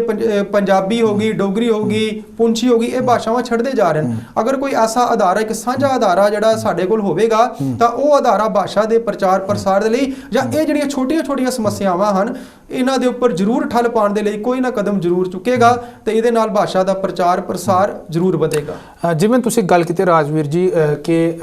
ਘਰਾਂ ਵਿੱਚ ਪੰਜਾਬੀ ਬੋਲਣਾ ਇੱਕ ਮੁੱਢਲਾ ਫਰਜ਼ ਬਣ ਜਾਂਦਾ ਹੈ। ਖਾਸ ਤੌਰ ਤੇ ਮੈਂ ਹਰਪ੍ਰੀਤ ਜੀ ਤੁਹਾਨੂੰ ਪੁੱਛਣਾ ਚਾਹਾਂਗਾ, ਇੱਕ ਪਾਸੇ ਜਿਹੜੀ ਨਵੀਂ ਜਿਹੜੀ ਵਿਦਿਅਕ ਜਿਹੜਾ ਇੱਕ ਪਾਲਿਸੀ ਬਣੀ ਹੈ ਉਹਦੇ ਵਿੱਚ ਜਿਹੜੀਆਂ ਸੂਬਾਈ ਭਾਸ਼ਾ ਨੇ ਜਿਹਨਾਂ ਅਸੀਂ ਰੀਜਨਲ ਲੈਂਗੁਏਜਸ ਕਹਿੰਦੇ ਆ ਉਹਨਾਂ ਦਾ ਦਰਜਾ ਚੁੱਕਣ ਦੀ ਕੋਸ਼ਿਸ਼ ਕੀਤੀ ਗਈ ਹੈ, ਪਰ ਦੂਜੇ ਪਾਸੇ 2020 ਦੀ ਵਿੱਚ ਜੰਮੂ ਕਸ਼ਮੀਰ ਵਿੱਚੋਂ ਪੰਜਾਬੀ ਭਾਸ਼ਾ ਨੂੰ ਸਰਕਾਰੀ ਭਾਸ਼ਾਵਾਂ ਦੇ ਦਰਜੇ ਨਾ ਦਿੱਤਾ ਜਾਣਾ। ਵੱਡੀ ਸਮੱਸਿਆ ਕੀ ਹੈ ਕਿ ਰਾਜ ਭਾਸ਼ਾ ਦਾ ਦਰਜਾ ਜਾਂ ਸਰਕਾਰੀ ਭਾਸ਼ਾ ਦਾ ਦਰਜਾ ਨਾ ਮਿਲਣਾ ਪੰਜਾਬੀ ਨੂੰ ਢਾਹ ਲੱਗਣ ਦੇ ਬਰਾਬਰ ਤਾਂ ਨਹੀਂ? ਜੀ ਹਰਸਿਮਰਨ, ਜਿਸ ਤਰ੍ਹਾਂ ਰਾਜਵੀਰ ਨੇ ਇਹ ਗੱਲ ਕਹੀ ਹੈ ਕਿ ਸਕੂਲਾਂ ਦੇ ਵਿੱਚ ਅਗਰ ਸੰਸਥਾਵਾਂ ਨੂੰ ਅਗਰ ਇੱਕ ਸਾਡੇ ਕੋਲ ਵੱਡਾ ਪਲੇਟਫਾਰਮ ਹੋਏਗਾ ਤੇ ਅਸੀਂ ਸਕੂਲਾਂ ਵਿੱਚ ਜਾ ਕੇ ਜ਼ਰੂਰ ਪੁੱਛ ਸਕਾਂਗੇ ਕਿ ਕਿਉਂ ਅਸੀਂ ਸਾਡੇ ਬੱਚਿਆਂ ਨੂੰ ਇਹ ਗੱਲ ਕਹੀ ਜਾ ਰਹੀ ਹੈ ਕਿ ਤੁਸੀਂ ਘਰਾਂ ਵਿੱਚ ਜਾ ਕੇ ਹਿੰਦੀ ਬੋਲੋ, ਮਤਲਬ ਪੰਜਾਬੀ ਵਿੱਚ ਗੱਲ ਨਾ ਕਰੋ ਤੇ ਤੁਹਾਡੀ ਜਿਹੜੀ ਹਿੰਦੀ ਭਾਸ਼ਾ ਉਹ ਸਪਸ਼ਟ ਨਹੀਂ ਆ ਰਹੀ। ਇੱਥੇ ਦੇਖੋ ਢਾਹ ਲੱਗਦੀ ਜ਼ਰੂਰ ਹੈ ਕਿਉਂਕਿ ਅਗਰ ਅਸੀਂ ਗੱਲ ਕਰੀਏ ਕਿ ਰਾਜਵੀਰ ਨੇ ਪਹਿਲੇ ਵੀ ਕਿਹਾ ਸੀ ਕਿ ਜਿਵੇਂ 1980 ਤੋਂ ਪਹਿਲਾਂ ਜਿਹੜੀ ਪੰਜਾਬੀ ਹੈ ਉਹ ਪੂਰੇ ਇੱਕ ਕੋਰਸ ਦੇ ਰੂਪ 'ਚ ਪੜ੍ਹਾਈ ਜਾਂਦੀ ਸੀ ਸਕੂਲਾਂ ਦੇ ਵਿੱਚ ਜਾਂ ਅਗਰ ਅਸੀਂ ਕਰੀਏ ਕਾਲਜਿਸ ਦੇ ਵਿੱਚ, ਹੈ ਨਾ। ਤੇ ਅਗਰ ਜਿਵੇਂ ਉਹ ਨਿਕਾਲ ਦਿੱਤੀ ਗਈ ਦੀ ਹੈ ਉੱਥੋਂ ਉਸਨੂੰ ਐਡੀਸ਼ਨਲ ਸਬਜੈਕਟ ਦੇ ਤੌਰ ਤੇ ਐਡ ਕਰ ਦਿੱਤਾ ਗਿਆ ਤੇ ਉਹ ਜ਼ਰੂਰ ਢਾਹ ਵਾਲੀ ਗੱਲ ਹੈ ਕਿਉਂਕਿ ਅਸੀਂ ਦੇਖੀਏ ਕਿ ਅਗਰ ਸਕੂਲਾਂ ਦੇ ਵਿੱਚ ਬੱਚੇ ਹੁੰਦੇ ਨਹੀਂ ਹਨ। ਰਾਜਵੀਰ ਜੀ ਨੇ ਪਹਿਲੇ ਹੀ ਕਿਹਾ ਸੀ ਕਿ ਅਗਰ ਬੱਚੇ ਜਿਹੜੇ ਨੇ ਉਹ ਆਉਂਦੇ ਨੇ ਗ੍ਰੈਜੂਏਸ਼ਨ ਲੈਵਲ ਤੇ ਆ ਕੇ ਪੰਜਾਬੀ ਨੂੰ ਪੜ੍ਹਦੇ ਨੇ, ਫਿਰ ਸਾਡੇ ਕੋਲ ਯੂਨੀਵਰਸਿਟੀਜ਼ ਦੇ ਵਿੱਚ ਆਉਂਦੇ ਨੇ, ਪਰ ਉਹ ਘੱਟ ਮਾਤਰਾ ਵਿੱਚ ਆ ਰਹੇ ਨੇ। ਬੜੇ ਅਫਸੋਸ ਦੀ ਗੱਲ ਹੈ ਕਿ ਜਿਹੜੇ ਸਾਡੇ ਸਿੱਖ ਪਰਿਵਾਰ ਵਿੱਚੋਂ ਹੀ ਅਸੀਂ ਗੱਲ ਕਰ ਲਈਏ ਕਿ ਬੜੇ ਬੱਚੇ ਨੇ ਮਤਲਬ ਕਿ ਘੱਟ ਆਉਂਦੇ ਨੇ, ਕਿ ਘਰਾਂ ਵਾਲੇ ਕਹਿੰਦੇ ਨੇ ਜੀ ਅੱਗੇ ਪੰਜਾਬੀ ਦੇ ਭਾਸ਼ਾ ਦੇ ਵਿੱਚ ਤੇ ਕੋਈ ਸਕੋਪ ਹੀ ਨਹੀਂ ਹੈ ਤੇ ਬੱਚੇ ਨੇ ਅੱਗੇ ਕਰਨਾ ਕੀ ਹੈ ਜਾ ਕੇ। ਪਰ ਉਹੀ ਸਾਡੇ ਲਈ ਬੜੀ ਅਫਸੋਸ ਦੀ ਗੱਲ ਹੈ ਕਿ ਜਦੋਂ ਸਾਨੂੰ ਇਹ ਸੁਣਨ ਨੂੰ ਮਿਲਦਾ ਹੈ। ਪਰ ਅਗਰ ਹੁਣ ਅਸੀਂ ਯੂਨੀਵਰਸਿਟੀਜ਼ ਦੇ ਵਿੱਚ ਵੇਖੀਏ ਤੇ ਪੰਜਾਬੀ ਡਿਪਾਰਟਮੈਂਟ ਦੀ ਹੀ ਗੱਲ ਕਰੀਏ ਤੇ ਬਹੁਤੇ ਬੱਚੇ ਮਤਲਬ ਇੱਕ ਕਹਿ ਸਕਦੇ ਹਾਂ ਕਿ ਪੋਜ਼ਿਟਿਵ ਪੁਆਇੰਟ ਵੀ ਹੈ ਕਿ ਇਸ ਵਾਰ ਦੀ ਐਡਮਿਸ਼ਨਸ ਦੇ ਵਿੱਚ ਅਗਰ ਅਸੀਂ ਕਹਿ ਸਕੀਏ ਕਿ ਜਿਹੜੇ ਐਮਏ ਦੇ ਜਿਹੜੇ ਨਵੇਂ ਬੱਚੇ ਆਏ ਨੇ ਉਹਨਾਂ ਦੇ ਵਿੱਚ ਕਈ ਬੱਚੇ ਜਿਹੜੀ ਸਾਡੇ ਲਈ ਬਹੁਤ ਖੁਸ਼ੀ ਦੀ ਗੱਲ ਸੀ, ਬਹੁਤੇ ਬੱਚੇ ਜਿਹੜੇ ਨੇ ਸਾਇੰਸ ਸਟਰੀਮਸ ਵਿੱਚੋਂ ਨਿਕਲ ਕੇ ਬਾਹਰ ਆਏ ਨੇ ਸਾਡੇ ਪੰਜਾਬੀ ਵਿਭਾਗ ਦੇ ਵਿੱਚ। ਤੇ ਢਾਹ ਲੱਗਣ ਮੈਂ ਪਹਿਲੇ ਹੀ ਕਿਹਾ ਸੀ ਜਿਵੇਂ ਸ਼ੁਰੂਆਤ ਦੇ ਵਿੱਚ ਕਿ ਪੰਜਾਬੀ ਭਾਸ਼ਾ ਦੇ ਵਿੱਚ ਨਾ ਆਉਣਾ ਕਿਉਂਕਿ ਬੱਚਿਆਂ ਦਾ ਨਾ ਆਉਣਾ ਇੱਕ ਚਿੰਤਾ ਦਾ ਵਿਸ਼ਾ ਜ਼ਰੂਰ ਹੈ, ਕਿਉਂਕਿ ਅਗਰ ਪੰਜਾਬੀ ਬੱਚੇ ਪੜ੍ਹਨ ਆਉਣਗੇ ਨਹੀਂ ਤੇ ਸਾਡੀ ਪੰਜਾਬੀ ਭਾਸ਼ਾ ਦੇਖੋ ਵਿਕਾਸ ਕਿਵੇਂ ਕਰੇਗੀ। ਜਿਵੇਂ ਗੁਰਪ੍ਰੀਤ ਜੀ ਨੇ ਗੱਲ ਕਹੀ ਸੀ ਕਿ ਸਾਡੀ ਜਿਹੜੀ ਇੱਥੇ ਖੋਜ ਜਿਹੜੀ ਹੈ ਜਾਂ ਸਾਡੇ ਇੱਥੇ ਰਸਾਲੇ ਉਸ ਤਰ੍ਹਾਂ ਦੇ ਨਹੀਂ, ਕਿਉਂਕਿ ਸਾਡੀ ਜਿਹੜੀ ਇੱਥੇ ਦੀ ਭਾਸ਼ਾ ਹੈ ਉਹ ਮੁੱਖ ਧਾਰਾਈ ਭਾਸ਼ਾ ਨਾਲ ਮੇਲ ਨਹੀਂ ਖਾਂਦੀ ਹੈ। ਕਾਰਨ ਇਹੋ ਹੀ ਹੈ ਕਿ ਅਗਰ ਇੱਥੋਂ ਖੋਜਾਰਥੀ ਪੈਦਾ ਹੀ ਨਹੀਂ ਹੋਣਗੇ ਜਾਂ ਆਲੋਚਨਾ ਹੀ ਨਹੀਂ ਕੀਤੀ ਜਾਏਗੀ ਤੇ ਉਹ ਕਿਵੇਂ ਸਾਡੇ ਜਿਹੜੀ ਇੱਥੇ ਦੇ ਖੋਜਾਰਥੀ ਨੇ ਜਾਂ ਮੁੱਖ ਧਾਰਾ ਦੀ ਭਾਸ਼ਾ ਦੇ ਨਾਲ ਤੇ ਕਿਵੇਂ ਉਹ ਮੇਲ ਖਾਣਗੇ, ਮੁੱਖ ਧਾਰਾਈ ਜਿਹੜੀ ਪੰਜਾਬੀ ਹੈ ਉਸ ਦੇ ਨਾਲ ਕਿਵੇਂ ਉਹ ਜੁੜ ਸਕਦੇ ਨੇ। ਇਸ ਕਰਕੇ ਲੋੜ ਜਿਹੜੀ ਉਹ ਕਹਿ ਸਕਦੇ ਹਾਂ ਕਿ ਅਸੀਂ ਜਿਹੜੀ ਉਹ ਸਾਡੀ ਪੰਜਾਬੀ ਭਾਸ਼ਾ ਹੈ ਜਿਹੜੀ ਉਹ ਢਾਵਲ ਜ਼ਰੂਰ ਜਾ ਸਕਦੀ ਹੈ, ਕਿਉਂਕਿ ਸਰਕਾਰ ਨੂੰ ਵੀ ਲੋੜ ਹੈ ਕਿ ਸਕੂਲੀ ਪੱਧਰ ਤੇ ਉਸ ਨੂੰ ਕੰਪਲਸਰੀ ਕੀਤੀ ਜਾਏ ਪੰਜਾਬੀ ਭਾਸ਼ਾ ਨੂੰ, ਨਾ ਹੀ ਸਰਕਾਰੀ ਲੈਵਲ ਤੇ ਪ੍ਰਾਈਵੇਟ ਲੈਵਲ ਤੇ ਵੀ ਇਸ ਨੂੰ ਮਤਲਬ ਲਾਗੂ ਕੀਤਾ ਜਾਏ ਤਾਂ ਕਿ ਜਿਹੜੀ ਸਾਡੀ ਪੰਜਾਬੀ ਭਾਸ਼ਾ ਹੈ ਉਹ ਢਾਹ ਲੱਗਣ ਤੋਂ ਬਚ ਸਕੇ। ਤੇ ਮੈਂ ਇੱਕ ਸਰਕਾਰ ਦੇ ਅੱਗੇ ਹੀ ਦਰਖਾਸਤ ਨਹੀਂ ਕਰਾਂਗੀ, ਮੈਂ ਇੱਕ ਸਿੱਖ ਪਰਿਵਾਰਾਂ ਦੇ ਅੱਗੇ ਵੀ ਦਰਖਾਸਤ ਕਰਾਂਗੀ ਕਿ ਬੱਚਿਆਂ ਨੂੰ ਵੱਧ ਤੋਂ ਵੱਧ ਪੰਜਾਬੀ ਭਾਸ਼ਾ ਪੜ੍ਹਨ ਵੱਲ, ਆਪਣੇ ਸਾਹਿਤ ਪੜ੍ਹਨ ਵੱਲ ਜ਼ਰੂਰ ਪ੍ਰੇਰਿਤ ਕਰੋ। ਦੇਖੋ ਜਿਹੜੇ ਸਾਹਿਤਕਾਰ ਹੈ ਉਸਨੇ ਲਿਖਣਾ ਜ਼ਰੂਰ ਹੈ, ਉਹ ਕਦੇ ਵੀ ਨਹੀਂ ਰੁਕੇਗਾ, ਔਰ ਜੋ ਇੱਕ ਆਲੋਚਨਾ ਕਰਨ ਵਾਲਾ ਬੰਦਾ ਹੈ ਉਹ ਆਲੋਚਨਾ ਵੀ ਕਰੇਗਾ। ਪਰ ਸਵਾਲ ਇੱਥੇ ਪੈਦਾ ਹੁੰਦਾ ਨਾ ਕਿ ਫਿਰ ਅਸੀਂ ਸਾਡੇ ਅਗਰ ਉਹ ਸਾਹਿਤ ਅਗਰ ਵਧੀਆ ਲਿਖਿਆ ਨਾ ਜਾਏ ਜਾਂ ਉਹ ਆਲੋਚਨਾ ਵਧੀਆ ਨਾ ਹੋਏ ਤੇ ਅਸੀਂ ਮੁੱਖ ਧਾਰਾਈ ਦੀ ਭਾਸ਼ਾ ਨਾਲ ਵੀ ਨਹੀਂ ਜੁੜ ਸਕਦੇ ਹਾਂ ਤੇ ਫਿਰ ਸਾਡੀ ਜਿਹੜੀ ਪੰਜਾਬੀ ਭਾਸ਼ਾ ਨੂੰ ਢਾਹ ਜਿਹੜੀ ਹੈ ਜ਼ਰੂਰ ਲੱਗੇਗੀ। ਤਾਂ ਇੱਕ ਸਾਡੇ ਲਈ ਚਿੰਤਾ ਦਾ ਵਿਸ਼ਾ ਜ਼ਰੂਰ ਹੈ। ਮੁੱਖ ਧਾਰਾ ਦੇ ਪੰਜਾਬੀ ਸਾਹਿਤ ਤੋਂ ਅਸੀਂ ਟੁੱਟ ਜਾਵਾਂਗੇ, ਪਰ ਸਵਾਲ ਇੱਥੇ ਇਹ ਵੀ ਉੱਠਦਾ ਕਿ ਮੁੱਖ ਧਾਰਾ ਦੇ ਪੰਜਾਬੀ ਸਾਹਿਤ ਵਿੱਚ ਜੰਮੂ ਕਸ਼ਮੀਰ ਦੇ ਸਾਹਿਤਕਾਰਾਂ ਨੇ ਜੋ ਆਪਣਾ ਨਿਵੇਕਲਾ ਸਥਾਨ ਬਣਾਇਆ, ਜਿਵੇਂ ਡਾਕਟਰ ਗੁਰਪ੍ਰੀਤ ਹੋਰਾਂ ਨੇ ਗੱਲ ਕੀਤੀ, ਉਹਦੇ ਵਿੱਚ ਸੁਰਿੰਦਰ ਸਿੰਘ ਸੀਰਤਨ, ਸੁਰਿੰਦਰ ਕੌਰ ਨੀਰਨ, ਸਵਾਮੀ ਅੰਤਰ ਨੀਰਵ ਨੇ, ਖਾਲਿਦ ਹੁਸੈਨ ਨੇ, ਅਜਿਹੇ ਜਿਹੜੇ ਪੰਜਾਬੀ ਦੇ ਜਿਨ੍ਹਾਂ ਨੂੰ ਅਸੀਂ ਕਹਿ ਸਕਦੇ ਹਾਂ ਕਵਲ ਕਸ਼ਮੀਰੀ ਬਾਬਾ ਬੋੜ ਜਿਨ੍ਹਾਂ ਨੂੰ ਕਿਹਾ ਜਾਂਦਾ ਜੰਮੂ ਕਸ਼ਮੀਰ ਖੇਤਰ ਵਿੱਚ, ਅਜਿਹੇ ਸਾਹਿਤਕਾਰ ਵੀ ਨੇ ਜਿਨ੍ਹਾਂ ਨੇ ਇੱਕ ਪੱਕੀ ਸਥਾਪਤੀ ਜਾਂ ਆਪਣੀ ਪੱਕੀ ਹਾਜ਼ਰੀ ਜਿਹੜੀ ਨੇ ਨਿਰੰਤਰ ਤੌਰ ਤੇ ਮੁੱਖ ਧਾਰਾਈ ਪੰਜਾਬੀ ਸਾਹਿਤ ਦੇ ਵਿੱਚ ਲਗਾ ਰਹੇ ਨੇ। ਪਰ ਦੂਜੇ ਬੰਨੇ ਇਹ ਵੀ ਸਵਾਲ ਉੱਠਦਾ ਕਿ ਮੈਂ ਇੱਥੇ ਖਾਸ ਤੌਰ ਤੇ ਡਾਕਟਰ ਗੁਰਪ੍ਰੀਤ ਜੀ ਤੁਹਾਨੂੰ ਪੁੱਛਣਾ ਚਾਹਾਂਗਾ, ਜਿਹੜਾ ਸਾਹਿਤ ਅਸੀਂ ਸਿਰਜਨੇ ਹੈ ਇਸ ਤੇ ਵਿਸ਼ਾ ਵੀ ਕੁਝ ਹੋਰ ਹੈ, ਇਸ ਤੇ ਪਹਿਲੂ ਵੀ ਕੁਝ ਹੋ ਰਹੇ, ਔਰ ਜਿਸ ਪੱਧਰ ਤੇ ਅਸੀਂ ਸਾਹਿਤ ਸਿਰਜ ਰਹੇ ਹਾਂ ਸਾਡੇ ਕੋਲ ਬੜੀਆਂ ਸਮੱਸਿਆਵਾਂ ਨੇ, ਬੜੇ ਸਾਡੇ ਕੋਲ ਅਜਿਹੀ ਪਰੇਸ਼ਾਨੀਆਂ ਨੇ ਜਿਨ੍ਹਾਂ ਪਰੇਸ਼ਾਨੀਆਂ ਨੂੰ ਮੁੱਖ ਧਾਰਾਏ ਵਿੱਚ ਬੈਠੇ ਸਾਹਿਤਕਾਰ ਨੂੰ ਨਜਿੱਠਣਾ ਨਹੀਂ ਪੈਂਦਾ। ਤੁਸੀਂ ਕਿਵੇਂ ਇਸ ਚੀਜ਼ ਨੂੰ ਦੇਖਦੇ ਹੋ, ਜਿਹੜੇ ਸਾਡੇ ਸਾਹਿਤਕਾਰ ਨੇ ਕਿਹੜੀਆਂ ਪਰੇਸ਼ਾਨੀਆਂ ਚੋਂ ਲੰਘ ਕੇ ਬਾਵਜੂਦ ਸਾਹਿਤ ਸਿਰਜਣਾ ਵੀ ਕਰ ਰਹੇ ਨੇ ਔਰ ਚੰਗਾ ਸਾਹਿਤ ਸਿਰਜਣਾ ਕਰ ਰਹੇ ਨੇ। ਤੁਸੀਂ ਜਿਵੇਂ ਕਿ ਤੁਸੀਂ ਆਪ ਕਵਿਤਾ ਤੇ ਕੰਮ ਕੀਤਾ ਹੈ, ਕਾਵਿ ਸ਼ਾਸਤਰੀ ਅਧਿਐਨ ਕੀਤਾ, ਉਹਦੇ ਵਿੱਚ ਤੁਸੀਂ ਜਿਨ੍ਹਾਂ ਸਾਹਿਤਕਾਰਾਂ ਨੂੰ ਲਿਆ ਹੈ ਬਹੁਤ ਚਰਚਿਤ ਨਾਮ ਨੇ, ਤੁਸੀਂ ਉਹਨਾਂ ਦੇ ਸਾਹਿਤ ਨੂੰ ਤੁਲਨਾਤਮਕ ਪੱਧਰ ਤੇ ਮੁੱਖ ਧਾਰਾਈ ਪੰਜਾਬੀ ਸਾਹਿਤ ਦੇ ਜਿਹੜੇ ਕਾਵਿ ਸਾਹਿਤ ਤੇ ਮੈਂ ਖਾਸ ਤੌਰ ਤੇ ਲਾਂਗਾ ਜਿਹੜੇ ਸਾਹਿਤਕਾਰ ਨੇ ਉਹਨਾਂ ਦੇ ਮੁਕਾਬਲੇ ਕਿਵੇਂ ਦੇਖਦੇ ਹੋ? ਸਭ ਤੋਂ ਪਹਿਲੇ ਤਾਂ ਕਿਸੇ ਵੀ ਜਗ੍ਹਾ ਦਾ ਜਾਂ ਕਿਸੇ ਵੀ ਖਿੱਤੇ ਦਾ ਜੋ ਸਾਹਿਤ ਹੈ ਉਸ ਦੀ ਸਥਾਨਕਤਾ ਦੇ ਪ੍ਰਭਾਵ ਵਿੱਚ ਰਹਿੰਦਾ ਹੈ। ਜੋ ਸਥਾਨਕ ਪ੍ਰਭਾਵ ਹਨ ਉਹ ਕਿਸੇ ਵੀ ਸਾਹਿਤ ਵਿੱਚ ਆਉਣਗੇ ਹੀ ਆਉਣਗੇ। ਜਦੋਂ ਕੋਈ ਵੀ ਸਾਹਿਤਕਾਰ ਹੈ ਜਾਂ ਕੋਈ ਵੀ ਲੇਖਕ ਹੈ ਉਹ ਉਹਨਾਂ ਚੀਜ਼ਾਂ ਨੂੰ ਹੰਢਾ ਰਿਹਾ, ਉਹਨਾਂ ਮਸਲਿਆਂ ਨਾਲ ਨਜਿੱਠ ਰਿਹਾ ਤਾਂ ਉਹ ਉਹਨਾਂ ਚੀਜ਼ਾਂ ਨੂੰ ਆਪਣੀ ਲੇਖਣੀ ਵਿੱਚ ਜ਼ਰੂਰ ਸ਼ਾਮਿਲ ਕਰੇਗਾ। ਇਸ ਦੇ ਨਾਲ ਹੀ ਇੱਕ ਹੋਰ ਗੱਲ ਇਹ ਹੈ ਕਿ ਜਿਹੜੇ ਇੱਧਰ ਦੇ ਧਰਾਤਲੀ ਜੋ ਖੇਤਰ ਹਨ ਜਾਂ ਕੁਦਰਤੀ ਜੋ ਸੋਹਜ ਹੈ, ਇਸ ਸੋਹਜ ਨੂੰ ਜੋ ਜੰਮੂ ਕਸ਼ਮੀਰ ਦਾ ਜੋ ਲੇਖਕ ਹੈ ਉਹ ਆਪਣੀ ਲੇਖਣੀ ਵਿੱਚ ਸ਼ਾਮਲ ਕਰਦਾ ਤੇ ਬਾਖੂਬੀ ਢੰਗ ਨਾਲ ਉਹ ਇਹਨਾਂ ਵਿੱਚ ਉਸਦੇ ਸੋਹਜ ਦੇ ਨਜ਼ਾਰਿਆਂ ਨੂੰ ਪੇਸ਼ ਕਰਦਾ ਤੇ ਜੋ ਅਗਲਾ ਪਾਠਕ ਵਰਗ ਹੈ ਉਹ ਵੀ ਇਹਨਾਂ ਚੀਜ਼ਾਂ ਤੋਂ ਪ੍ਰਸੰਨ ਹੁੰਦਾ ਹੈ, ਇਹਨਾਂ ਚੀਜ਼ਾਂ ਨੂੰ ਮਾਣਦਾ ਹੈ ਤੇ ਇਹਨਾਂ ਚੀਜ਼ਾਂ ਤੋਂ ਖੁਸ਼ ਹੋ ਕੇ ਉਹ ਆਪਣਾ ਕਾਰਜ ਕਰਦੇ ਹਨ। ਬਟ ਇੱਥੇ ਇੱਕ ਹੋਰ ਮੈਂ ਗੱਲ ਕਰਾਂਗੀ, ਜਿਹੜੀ ਤੁਸੀਂ ਚੁਣੌਤੀ ਦੀ ਗੱਲ ਕੀਤੀ ਹਰਸਿਮਰਨ, ਕਿ ਜਿਹੜੇ ਸਾਹਿਤਕਾਰ ਹਨ ਉਹ ਸਮਝਦੇ ਹਨ ਕਿ ਪੰਜਾਬੀ ਭਾਸ਼ਾ ਵਿੱਚ ਲਿਖਣ ਦੀ ਬਜਾਏ ਜਾਂ ਪੰਜਾਬੀ ਭਾਸ਼ਾ ਵਿੱਚ ਬੋਲਣ ਦੀ ਬਜਾਏ ਜੇ ਉਹ ਹਿੰਦੀ ਵਿੱਚ ਬੋਲਣ ਜਾਂ ਅੰਗਰੇਜ਼ੀ ਵਿੱਚ ਬੋਲਣ ਤਾਂ ਪਾਠਕ ਉਹਨਾਂ ਦਾ ਪ੍ਰਭਾਵ ਵੱਧ ਕਬੂਲੇਗਾ। ਇਸ ਚੀਜ਼ ਦੇ ਪਿਛਲਾ ਕਾਰਨ ਇਹੀ ਹੈ ਕਿ ਜਦੋਂ ਸਾਡਾ ਇੱਥੇ ਪਾਠਕ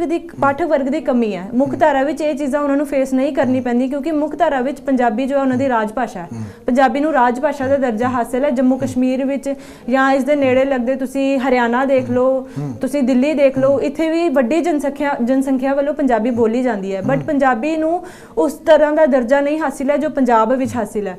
ਤੇ ਜੋ ਜੰਮੂ ਕਸ਼ਮੀਰ ਜੋ ਇੱਧਰ ਦਾ ਲੇਖਕ ਹੈ ਉਹ ਸਮਝਦਾ ਹੈ ਕਿ ਉਸਨੂੰ ਪੰਜਾਬੀ ਤੋਂ ਹਟ ਕੇ ਕੋਈ ਹਿੰਦੀ ਜਾਂ ਇੰਗਲਿਸ਼ ਨੂੰ ਵਰਤਣਾ ਚਾਹੀਦਾ ਹੈ। ਜਿਵੇਂ ਹੁਣ ਤੁਸੀਂ ਇੱਕ ਐਗਜ਼ਾਮਪਲ ਲੈ ਲਓ ਕਿ ਜੇ ਅੰਮ੍ਰਿਤਾ ਪ੍ਰੀਤਮ ਅਗਰ ਪੰਜਾਬੀ ਵਿੱਚ ਲਿਖਣ ਦੀ ਬਜਾਏ ਜੋ ਹਿੰਦੀ ਵਿੱਚ ਲਿਖਦੀ ਤਾਂ ਉਹ ਕੱਲੀ ਅੰਮ੍ਰਿਤਾ ਪ੍ਰੀਤਮ ਨਾ ਰਹਿ ਜਾਂਦੀ। ਜਾਂ ਇਸ ਦੇ ਨਾਲ ਹੀ ਤੁਸੀਂ ਦੇਖੋਗੇ ਜਿਹੜਾ ਸਾਹਿਰ ਲੁਧਿਆਣਵੀ ਹੈ ਜਾਂ ਜਿਹੜਾ ਗੁਲਜ਼ਾਰ ਹੈ ਜਾਂ ਅਲਾਮਾ ਇਕਬਾਲ ਹਨ, ਇਹ ਕਿਉਂਕਿ ਹਿੰਦੀ ਵਿੱਚ ਲਿਖਦੇ ਹਨ ਤੇ ਇਹ ਵੱਡੇ ਪੱਧਰ ਤੇ ਕਬੂਲੇ ਜਾਂਦੇ ਨੇ, ਇਹਨਾਂ ਨੂੰ ਰਾਸ਼ਟਰੀ ਕਵੀ ਵਜੋਂ ਦੇਖਿਆ ਜਾਂਦਾ ਹੈ। ਐਸਾ ਦਰਜਾ ਪੰਜਾਬੀ ਵਿੱਚ ਲਿਖਣ ਵਾਲਿਆਂ ਨੂੰ ਨਹੀਂ ਮਿਲਦਾ। ਉਹਨਾਂ ਦਾ ਇਹ ਘੇਰਾ ਸੀਮਤ ਹੋਣ ਦੀ ਕਰਕੇ ਉਹ ਚਿੰਤਾਤੁਰਨ ਇਸ ਗੱਲ ਤੋਂ ਕਿ ਪੰਜਾਬੀ ਦਾ ਭਵਿੱਖ ਜੋ ਹੈ ਉਹ ਕਿਸ ਤਰ੍ਹਾਂ ਅਸੀਂ ਉਸ ਨੂੰ ਉਜਵਲ ਕਰ ਸਕਦੇ ਹਾਂ। ਇੱਕ ਅਜਿਹਾ ਕੇਂਦਰ ਸ਼ਾਸਿਤ ਪ੍ਰਦੇਸ਼ ਜਿੱਥੇ ਪੁਸਤਕਾਂ ਦੀ ਪ੍ਰਕਾਸ਼ਨਾ ਹੀ ਵੱਡੀ ਸਮੱਸਿਆ ਨਹੀਂ ਹੈ, ਉਹਨਾਂ ਦੀ ਵਿਕਰੀ ਵੀ ਇੱਕ ਵੱਡੀ ਸਮੱਸਿਆ ਹੈ। ਅਜਿਹੇ ਕੇਂਦਰ ਸ਼ਾਸਿਤ ਪ੍ਰਦੇਸ਼ ਵਿੱਚ ਜਦੋਂ ਸਾਹਿਤਕਾਰ ਪੁਸਤਕਾਂ ਦੀ ਪ੍ਰਕਾਸ਼ਨਾ ਕਰਦੇ ਨੇ ਤੇ ਉਹਨਾਂ ਦੇ ਸਿਰਲਤ ਜਜ਼ਬੇ ਦਾ ਇੱਕ ਸਬੂਤ ਹੈ। ਮੈਂ ਡਾਕਟਰ ਰਾਜਵੀਰ ਜੀ ਤੁਹਾਨੂੰ ਅਖੀਰ ਵਿੱਚ ਪੁੱਛਣਾ ਚਾਹਾਂਗਾ, ਸਮੱਸਿਆਵਾਂ ਤੇ ਗੱਲ ਹੋ ਗਈ ਹੈ, ਵਰਤਮਾਨ ਸਥਿਤੀ ਦੇ ਵੀ ਗੱਲ ਹੋ ਗਈ ਹੈ, ਭਵਿੱਖੀ ਸਮਾਧਾਨ ਕੀ ਹੋ ਸਕਦੇ ਨੇ ਪੰਜਾਬੀ ਭਾਸ਼ਾ ਦੇ ਪ੍ਰਚਾਰ ਤੇ ਪ੍ਰਸਾਰ ਨੂੰ ਲੈ ਕੇ? ਹਰਸਿਮਰਨ ਜੀ, ਸਭ ਤੋਂ ਵੱਡਾ ਤੇ ਇਹਦੇ ਲਈ ਸਾਨੂੰ ਇਹ ਕੰਮ ਕਰਨਾ ਪਵੇਗਾ ਕਿ ਸਾਨੂੰ ਗਰਾਊਂਡ ਲੈਵਲ ਤੇ ਕੰਮ ਸ਼ੁਰੂ ਕਰਨਾ ਪਵੇਗਾ, ਕਿਉਂਕਿ ਜਦੋਂ ਤੱਕ ਅਸੀਂ ਖਾਲੀ ਦੇਖੋ ਕਾਨਫਰੰਸਾਂ ਬਹੁਤ ਹੋ ਰਹੀਆਂ ਨੇ, ਸੈਮੀਨਾਰ ਬਹੁਤ ਹੋ ਰਹੇ ਨੇ, ਸਾਰੇ ਪੰਜਾਬੀ ਦੀ ਸਥਿਤੀ ਦੇ ਲਈ ਚਿੰਤਾਤੁਰ ਹਨ, ਉਹਦੇ ਲਈ ਕਈ ਸੈਮੀਨਾਰਸ ਹੋ ਰਹੇ ਹਨ, ਕਾਨਫਰੰਸ, ਲੇਕਿਨ ਸਮੱਸਿਆ ਇਹ ਹੈ ਕਿ ਵੀ ਗਰਾਊਂਡ ਲੈਵਲ ਤੇ ਕੰਮ ਨਹੀਂ ਹੋ ਰਿਹਾ। ਵਿਦਵਾਨ ਆ ਰਹੇ ਹਨ, ਆਪਣੇ ਵਿਚਾਰ ਦੇ ਰਹੇ ਹਨ, ਲੇਕਿਨ ਗਰਾਊਂਡ ਲੈਵਲ ਤੇ ਕੰਮ ਕੋਈ ਨਹੀਂ ਕਰ ਰਿਹਾ। ਸਭ ਤੋਂ ਵੱਡਾ ਇਹਦੇ ਲਈ ਜਿਹੜੀ ਜ਼ਰੂਰੀ ਚੀਜ਼ ਮੈਂ ਸਮਝਦਾ ਕਿ ਵੀ ਸਾਨੂੰ ਗਰਾਊਂਡ ਲੈਵਲ, ਕਿਉਂਕਿ ਇਹ ਸਮੱਸਿਆ ਐਸੀ ਹੈ ਕਿ ਹੁਣ ਇਸ ਨੂੰ ਨਜਿੱਠਣ ਦੇ ਲਈ ਸਾਨੂੰ ਗਰਾਊਂਡ ਲੈਵਲ ਤੇ ਕੰਮ ਕਰਨਾ ਪਵੇਗਾ। ਅਗਰ ਤੇ ਸਰਕਾਰਾਂ ਸਾਡੇ ਨਾਲ ਨਹੀਂ ਹਨ ਤਾਂ ਸਾਨੂੰ ਆਪਣੇ ਤੌਰ ਤੇ ਇਹਦੇ ਲਈ ਕੰਮ ਕਰਨਾ ਸ਼ੁਰੂ ਕਰਨਾ ਪਵੇਗਾ। ਜਿਸ ਤਰ੍ਹਾਂ ਸਾਡੇ ਗੁਰਦੁਆਰੇ ਹਨ, ਸਾਨੂੰ ਨਿੱਜੀ ਤੌਰ ਤੇ ਬੱਚਿਆਂ ਨੂੰ ਮੋਟੀਵੇਟ ਕਰਨਾ ਪਵੇਗਾ ਕਿ ਤੁਸੀਂ ਪੰਜਾਬੀ ਪੜ੍ਹੋ, ਠੀਕ ਹੈ ਤੁਸੀਂ ਸਾਇੰਸ ਸਟਰੀਮ ਪੜ੍ਹੋ, ਮੈਥ ਪੜ੍ਹੋ, ਕੋਈ ਸਾਨੂੰ ਪ੍ਰੋਬਲਮ ਨਹੀਂ ਹੈ, ਲੇਕਿਨ ਆਪਣੀ ਜਿਹੜੀ ਮਾਂ ਬੋਲੀ ਹੈ ਉਹ ਕੋਈ ਵੀ ਹੋਵੇ, ਜ਼ਰੂਰੀ ਨਹੀਂ ਪੰਜਾਬੀ ਹੈ ਡੋਗਰੀ, ਅਸੀਂ ਚਲੋ ਪੰਜਾਬੀ ਦੇ ਕੰਟੈਕਸਟ ਦੇ ਵਿੱਚ ਗੱਲ ਕਰਨੇ ਹਾਂ, ਪੰਜਾਬੀ ਹੈ ਡੋਗਰੀ ਹੈ, ਸਾਰੀ ਭਾਸ਼ਾਵਾਂ ਦਾ ਬੁਰਾ ਹਾਲ ਹੈ। ਇਹਦੇ ਲਈ ਸਭ ਤੋਂ ਪਹਿਲਾਂ ਸਾਨੂੰ ਆਪਣੇ ਘਰਾਂ ਤੋਂ ਸ਼ੁਰੂਆਤ ਕਰਨੀ ਪਵੇਗੀ। ਮਾਤਾ ਪਿਤਾ ਨੂੰ ਜਿਹੜਾ ਹੈ ਮੋਟੀਵੇਟ ਕਰਨਾ ਪਵੇਗਾ ਕਿ ਬਈ ਤੁਸੀਂ ਆਪਣੇ ਬੱਚਿਆਂ ਦੇ ਨਾਲ ਘਰਾਂ ਦੇ ਵਿੱਚ ਪੰਜਾਬੀ ਦੇ ਵਿੱਚ ਗੱਲ ਕਰੋ। ਸਕੂਲ ਵਾਲਿਆਂ ਨੂੰ ਕਹੋ ਕਿ ਬਈ ਅਸੀਂ ਆਪਣੇ ਬੱਚਿਆਂ ਦੇ ਨਾਲ ਘਰਾਂ ਦੇ ਵਿੱਚ ਆਪਣੀ ਮਾਂ ਬੋਲੀ ਦੇ ਵਿੱਚ ਹੀ ਗੱਲ ਕਰਨੀ ਹੈ, ਕਿਉਂਕਿ ਸਕੂਲ ਦੇ ਟੀਚਰ ਜਿਹੜੇ ਹਨ ਉਹ ਕੋਈ ਬਾਹਰੋਂ ਨਹੀਂ ਆਏ ਦੇ, ਉਹ ਵੀ ਲੋਕਲੀ ਟੀਚਰ ਹੁੰਦੇ ਹਨ, ਉਹਨਾਂ ਨੂੰ ਸਾਰੀਆਂ ਭਾਸ਼ਾਵਾਂ ਸਿਰਫ ਇੱਕ ਸਕੂਲ ਦੇ ਬਹਾਨੇ ਹੈ ਕਿ ਬਈ ਸਾਨੂੰ ਮਿਕਸ ਭਾਸ਼ਾ ਸਮਝ ਆਉਂਦੀ, ਕਿਉਂ ਨਹੀਂ ਸਮਝ ਆਉਂਦੀ? ਆਉਂਦੀ ਹੈ, ਜ਼ਰੂਰ ਸਮਝ ਆਉਂਦੀ ਹੈ। ਜਦੋਂ ਤੱਕ ਅਸੀਂ ਜਿਹੜਾ ਹੈ ਅੱਗੇ ਫਾਰਵਰਡ ਸਟੈਪ ਨਹੀਂ ਲਵਾਂਗੇ, ਵਿਰੋਧ ਨਹੀਂ ਕਰਾਂਗੇ, ਤੇ ਇਹ ਸਮੱਸਿਆ ਜਿਹੜੀ ਹੈ ਇਹ ਹੌਲੀ ਹੌਲੀ ਹੱਲ ਨਹੀਂ ਹੋਵੇ, ਇਹ ਵੱਧਦੀ ਜਾਵੇਗੀ, ਹੱਲ ਨਹੀਂ ਹੋਵੇਗੀ। ਸਭ ਤੋਂ ਪਹਿਲਾਂ ਤੇ ਘਰਾਂ ਦੇ ਵਿੱਚੋਂ ਬੋਲਣੀ ਪਵੇਗੀ। ਦੂਸਰਾ, ਸਰਕਾਰਾਂ ਦੇ ਉੱਪਰ ਪ੍ਰੈਸ਼ਰ ਪਾ ਕੇ ਜਿਹੜੀਆਂ ਸਾਡੀ ਰੀਜਨਲ ਲੈਂਗੁਏਜਿਸ ਹਨ ਉਹਨਾਂ ਨੂੰ ਇੱਕ ਐਜ਼ ਅ ਕੰਪਲਸਰੀ ਸਬਜੈਕਟ ਦੇ ਤੌਰ ਤੇ ਲਾਗੂ ਕਰਨਾ ਪਵੇਗਾ, ਕਿਉਂਕਿ ਜਦੋਂ ਤੱਕ ਕੰਪਲਸਰੀ ਸਬਜੈਕਟ ਦੇ ਤੌਰ ਤੇ ਲਾਗੂ ਨਹੀਂ ਹੋਣਗੀਆਂ ਤੇ ਸਾਡੇ ਬੱਚੇ ਪੜ੍ਹਨਗੇ ਹੀ ਨਹੀਂ। ਮੈਂ ਪਹਿਲਾਂ ਇਸ ਬਾਰੇ ਵਿਸਥਾਰ ਨਾਲ ਦੱਸ ਚੁੱਕਿਆ ਦੇ ਕਾਰਨ ਕੀ ਹਨ, ਕਿਉਂਕਿ ਬੱਚੇ ਪੜ੍ਹਨਗੇ ਨਹੀਂ ਤਾਂ ਕੁਦਰਤੀ ਗੱਲ ਭਾਸ਼ਾ ਦੀ ਸਥਿਤੀ ਜਿਹੜੀ ਹੈ ਉਹ ਦਿਨੋ ਦਿਨ ਖਰਾਬ ਹੀ ਹੁੰਦੀ ਜਾਵੇਗੀ। ਤੀਸਰਾ ਜਿਹੜਾ ਹੈ, ਅੱਜ ਕੱਲ੍ਹ ਉੱਤਰ ਆਧੁਨਿਕਤਾ ਦਾ ਦੌਰ ਹੈ, ਉਹਦੇ ਵਿੱਚ ਸੋਸ਼ਲ ਮੀਡੀਆ ਦੇ ਕਈ ਐਸੇ ਪਲੇਟਫਾਰਮ ਹਨ ਜਿਨ੍ਹਾਂ ਦਾ ਇਸਤੇਮਾਲ ਕਰਕੇ ਅਸੀਂ ਆਪਣੇ ਬੱਚਿਆਂ ਨੂੰ ਪੰਜਾਬੀ ਦੇ ਵੱਲ ਮੁੜ ਕੇ ਲਾ ਸਕਦੇ। YouTube ਦੇ ਵਿੱਚ ਕਈ ਐਸੇ ਕਾਰਟੂਨਸ ਹਨ ਸਾਨੂੰ ਮਿਲ ਜਾਣਗੇ, ਫੇਸਬੁੱਕ ਦੇ ਵਿੱਚ ਐਸੀ ਕਈ ਚੀਜ਼ਾਂ ਸਾਨੂੰ ਮਿਲ ਜਾਂਦੀਆਂ ਹਨ ਜਿਹਦੇ ਨਾਲ ਅਸੀਂ ਆਪਣੇ ਬੱਚਿਆਂ ਨੂੰ ਮੁੜ ਕੇ ਪੰਜਾਬੀ ਦੇ ਪ੍ਰੋਗਰਾਮਾਂ ਦੇ ਵੱਲ, ਪੰਜਾਬੀ ਦੇ ਨਾਲ ਜਿਹੜਾ ਹੈ ਜੋੜ ਸਕਦੇ ਹਾਂ। ਤਾਂ ਸਭ ਤੋਂ ਵੱਡਾ ਫਿਰ ਅੱਛਾ, ਇਹਦੇ ਲਈ ਸਾਡੇ ਜਿਹੜੇ ਲੇਖਕ ਹਨ ਉਹਨਾਂ ਨੂੰ ਵੀ ਜਿਹੜਾ ਹੈ ਆਪਣੇ ਜਿਹੜੀਆਂ ਨਵੇਂ ਜਿਹੜੇ ਪਾਠਕ, ਕਿਉਂਕਿ ਸਾਡੀ ਸਭ ਤੋਂ ਵੱਡੀ ਸਮੱਸਿਆ, ਜਿਸ ਤਰ੍ਹਾਂ ਗੁਰਪ੍ਰੀਤ ਹੋਰਾਂ ਨੇ ਵੀ ਗੱਲ ਕੀਤੀ, ਹਰਪ੍ਰੀਤ ਹੋਰਾਂ ਨੇ ਵੀ ਗੱਲ ਕੀਤੀ, ਕਿ ਜੰਮੂ ਕਸ਼ਮੀਰ ਦੇ ਵਿੱਚ ਪੰਜਾਬੀ ਲਿਟਰੇਚਰ ਲਿਖਿਆ ਜਾ ਰਿਹਾ ਹੈ, ਇਸ ਦੀ ਕੋਈ ਸ਼ੱਕ ਨਹੀਂ ਹੈ, ਲੇਕਿਨ ਪਾਠਕ ਦਾ ਘੇਰਾ ਜਿਹੜਾ ਘੱਟ ਹੈ, ਪਾਠਕ ਦੀ ਗਿਣਤੀ ਘੱਟ ਹੈ। ਤੇ ਸਾਡੇ ਰਾਈਟਰਾਂ ਦੀ ਵੀ ਇਹੀ ਸਮੱਸਿਆ ਹੈ ਕਿ ਉਹ ਪਾਠਕ ਜਿਹੜੇ ਹਨ ਉਹਨਾਂ ਦੀ ਕਿਤਾਬਾਂ ਨੂੰ ਪੜ੍ਹ ਨਹੀਂ ਰਹੇ। ਉਹਦਾ ਕਾਰਨ ਇਹੀ ਹੈ ਕਿ ਪਾਠਕ ਜਿਹੜੇ ਹਨ ਘੱਟ ਹਨ। ਇਹ ਸਾਰੇ ਭਾਸ਼ਾਵਾਂ ਦੀ ਪ੍ਰੋਬਲਮ ਹੈ ਤੇ ਇਹਦਾ ਸਭ ਤੋਂ ਵੱਡਾ ਹੱਲ ਹੈ ਕਿ ਸਾਡੇ ਆਪਣੇ ਲੇਖਕਾਂ ਨੂੰ ਵੀ ਐਸੀ ਜਿਹੜੀਆਂ ਕਾਰਵਾਈਆਂ, ਐਸੀ ਸੈਮੀਨਾਰਸ, ਕਾਨਫਰੰਸਿਸ ਕਰਨੀ ਚਾਹੀਦੀਆਂ ਜਿੱਥੇ ਉਹ ਨਵੇਂ ਜਿਹੜੇ ਪਾਠਕ ਹਨ, ਨਵੇਂ ਲੋਕਾਂ ਨੂੰ ਆਪਣੇ ਨਾਲ ਜੋੜਨ। ਇਸ ਤਰ੍ਹਾਂ ਦੀ ਕਈ ਹੋਰ ਐਸੀਆਂ ਜਿਹੜੀਆਂ ਸੰਭਾਵਨਾਵਾਂ ਸਾਡੇ ਸਾਹਮਣੇ ਬਣ ਸਕਦੀਆਂ। ਉਹਦੇ ਵਾਸਤੇ ਲੋੜ ਹੈ ਕਿ ਬਈ ਇੱਕ ਪੈਨਲ ਡਿਸਕਸ਼ਨ ਜਿਹੜੀ ਹੈ ਵਧੀਆ ਤਰੀਕੇ ਦੇ ਨਾਲ ਇਸੇ ਵਿਸ਼ੇ ਨੂੰ ਲੈ ਕੇ ਕੀਤੀ ਜਾਵੇ ਕਿ ਇਹਦੀ ਭਵਿੱਖੀ ਸੰਭਾਵਨਾਵਾਂ ਕੀ ਹਨ, ਕਿਹਦੇ ਹੱਲ ਕੀ ਹਨ। ਮੈਂ ਇਹ ਸਮਝਦਾ ਹਾਂ। ਭਵਿੱਖੀ ਸੰਭਾਵਨਾਵਾਂ ਸ਼ਾਇਦ ਚਿੰਤਨ ਕਰਕੇ ਹੱਲ ਕੀਤੀਆਂ ਜਾ ਸਕਦੀਆਂ ਨੇ, ਚਿੰਤਾ ਕਰਕੇ ਨਹੀਂ। ਇਹ ਕਹਿਣਾ ਸੀ ਡਾਕਟਰ ਰਾਜਵੀਰ ਸਿੰਘ ਹੋਰਾਂ ਦਾ। ਸੋ ਅੱਜ ਦਾ ਜਿਹੜਾ ਇੱਕ ਪ੍ਰੋਗਰਾਮ ਸੀ ਜਿਸ ਦਾ ਵਿਸ਼ਾ ਸੀ ਜੰਮੂ ਕਸ਼ਮੀਰ ਦੀ ਪੰਜਾਬੀ ਭਾਸ਼ਾ ਦੀ ਵਰਤਮਾਨ ਸਥਿਤੀ ਅਤੇ ਭਵਿੱਖੀ ਸੰਭਾਵਨਾ, ਉਸ ਸੰਬੰਧੀ ਜੋ ਗੋਸ਼ਟੀ ਹੋਈ ਹੈ, ਮੇਰੇ ਨਾਲ ਮੌਜੂਦ ਸਨ ਸਟੂਡੀਓ ਵਿੱਚ ਸਰਦਾਰਨੀ ਹਰਪ੍ਰੀਤ ਕੌਰ, ਉਹਨਾਂ ਦੇ ਨਾਲ ਹੀ ਡਾਕਟਰ ਗੁਰਪ੍ਰੀਤ ਕੌਰ ਅਤੇ ਡਾਕਟਰ ਰਾਜਵੀਰ ਸਿੰਘ। ਇੱਕ ਬਾਣੀ ਦੀ ਸਮੁੱਚੀ ਟੀਮ ਨੂੰ ਦਿਓ ਇਜਾਜ਼ਤ। ਅੱਜ ਦੇ ਪ੍ਰੋਗਰਾਮ ਵਿੱਚ ਬਸ ਇੰਨਾ ਹੀ। ਵਾਹਿਗੁਰੂ ਜੀ ਕਾ ਖਾਲਸਾ, ਵਾਹਿਗੁਰੂ ਜੀ ਕੀ ਫਤਿਹ।